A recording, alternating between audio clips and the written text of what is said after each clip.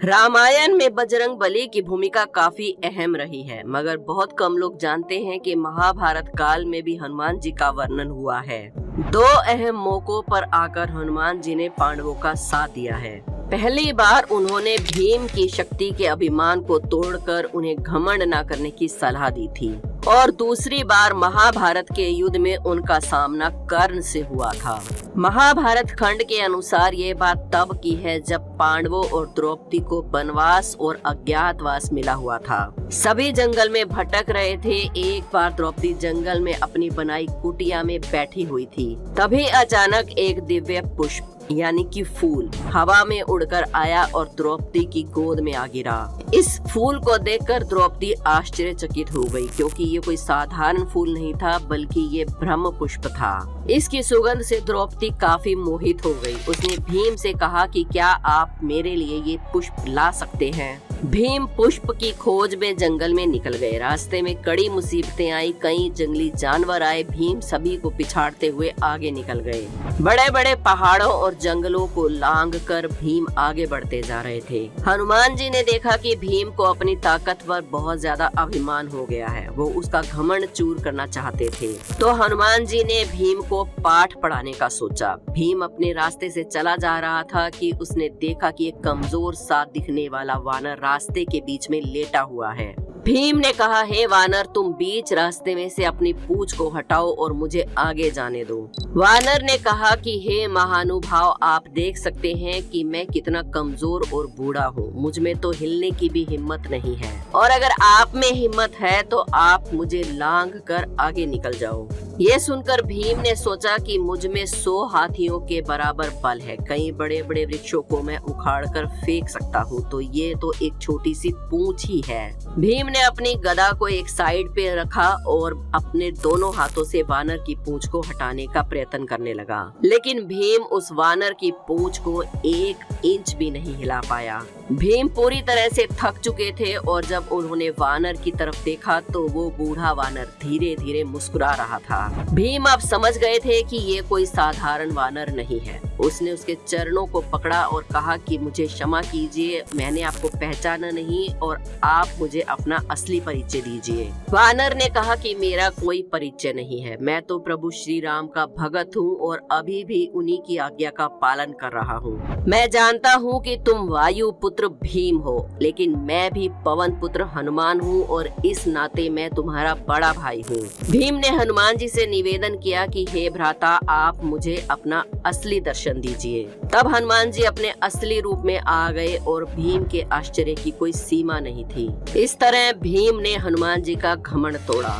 दूसरा वाकया तब मिलता है जब भगवान श्री कृष्ण ने अर्जुन का घमंड तोड़ने के लिए उसके रथ के ध्वज पर बजरंग बली को स्थापित होने के लिए कहा, और उसी समय बजरंग बली का सामना कर्ण से भी हुआ। इसके पीछे भी एक रोचक कथा है जो बहुत से लोग नहीं जानते। महाभारत के युद्ध से पहले ये तो सभी जानते थे कि श्री कृष्ण अर्जुन के सारथी बन गए हैं और वो अर्जुन के रथ पर विराजमान रहेंगे। दरअसल भीम की तरह अर्जुन को भी अपने ऊपर अभिमान हो गया था कि उसे कोई नहीं हरा सकता, और उसके अभिमान को तोड़ने के लिए श्री कृष्ण ने एक योजना रची।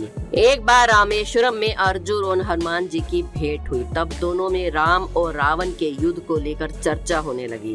अर्जुन ने कहा कि अगर तुम्हारे प्रभु राम इतने ही वीर योद्धा और धनुधर थे तो उन्होंने लंका जाने के लिए पत्थरों की बजाय बाणों का सेतु का निर्माण क्यों नहीं किया। इस पर हनुमान जी ने जवाब दिया कि बाणों का पुल वानर सेना का भार सहन नहीं कर सकता था। अर्जुन ने घमंड दिखाते हुए कहा कि मैं बाणों का एक ऐसा पुल बना सकता हूँ जो कभी नहीं टूटेगा, और अपना घमंड दिखाते हुए अर्जुन ने सामने वाले तालाब पर बाणों का पुल तैयार कर दिया। उसने हनुमान जी से कहा कि ये पुल कोई भी वजन सहन कर सकता है। हनुमान जी ने अर्जुन के सामने एक शर्त रखी। उन्होंने कहा कि मैं इस पुल पर चढ़ूंगा। अगर ये पुल नहीं टूटा तो मैं अग्नि में कूद जाऊंगा, और अगर ये पुल टूट गया तो तुम्हें अग्नि में प्रवेश करना होगा। अर्जुन को अपनी विद्या पर इतना घमंड था कि उसने शर्त को स्वीकार कर लिया। बजरंगबली ने जैसे ही अपना एक पैर पुल पे रखा तो सेतु डगमगाने लगा और दूसरा पैर रखते ही चरमराने लगा और टूटने लगा। हनुमान जी ने एक छलांग लगाई और आकर अर्जुन के सामने खड़े हो गए। हनुमान जी अर्जुन से बोले कि अब तुम्हें अग्नि को जलाना होगा और उसमें प्रवेश करना होगा। अर्जुन अग्नि में कूदने ही वाले थे, तभी वहाँ भगवान श्री कृष्ण प्रकट हुए। भगवान श्री कृष्ण ने बताया कि हनुमान जी का पहला पैर रखते ही सेतु टूट गया होता अगर वो कछुआ बनकर उसे अपनी पीठ पर नहीं उठा लेते। ये सुनकर हनुमान जी को बहुत दुख हुआ कि उन्होंने अपने आराध्य की पीठ पर पांव रखा है। हनुमान जी ने श्री कृष्ण भगवान से क्षमा मांगी। श्री कृष्ण भगवान ने हनुमान जी को आशीर्वाद देते हुए कहा कि आप महाभारत के युद्ध में अर्जुन के रथ के ध्वज पर विराजमान हो जाइए। अपने आराध्य का आदेश पाकर हनुमान जी अर्जुन के रथ पर लगे शिखर के ध्वज पर विराजमान हो गए। भयंकर युद्ध चल रहा था और हनुमान जी चुपचाप सब कुछ देख रहे थे। जिस दिन कर्ण और अर्जुन का युद्ध था उस दिन दोनों ही तरफ से बहुत ही भयंकर बाणों की वर्षा हो रही थी। इस बाणों की वर्षा में कुछ तीर कृष्ण भगवान को भी लगे। एक बाण लगने से कृष्ण भगवान का कवच कट कर नीचे गिर गया, जिसकी वजह से कर्ण की तरफ से आने वाले तीर भगवान श्री कृष्ण को निरंतर लगते रहे। रथ की छत पर बैठे पवन पुत्र हनुमान जी एक टक अपने आराध्य को देख रहे थे। जब उनसे ये दृश्य सहन नहीं हुआ तो वो गर्जना करके दोनों हाथ अपने ऊपर उठाकर कर्ण को मारने के लिए दौड़े। हनुमान जी का क्रोध देखकर कर्ण के हाथ से धनुष नीचे गिरकर टूट गया। भगवान श्री कृष्ण ने कहा कि रुको पवन पुत्र, ये तुम्हारे क्रोध करने का समय नहीं है।